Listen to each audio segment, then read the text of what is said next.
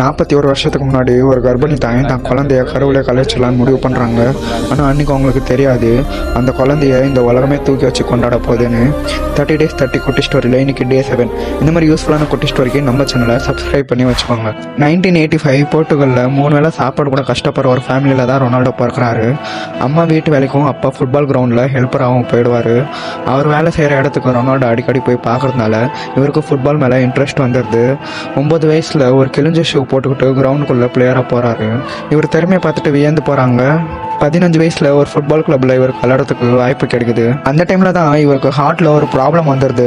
Doctors இவரை பார்த்து நீ இனிமேல் ஃபுட்பாலே தொடக்கூடாது, அப்படி இல்லைன்னா ஒரு சர்ஜரி பண்ணுற மாதிரி இருக்கும், ஆனால் அதனால உயிரை போகிறதுக்கு நிறைய வாய்ப்பு இருக்குன்னு சொல்கிறாங்க.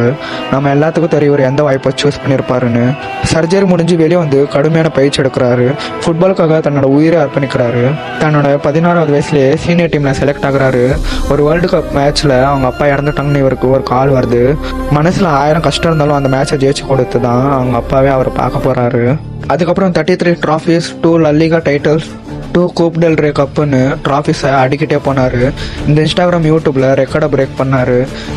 இன்றைக்கி இந்த உலகத்தில் ஹையஸ்ட் ஃபைட் ஸ்போர்ட்ஸ்மேன்னா அது கிறிஸ்டியானோ ரொனால்டோ தான்.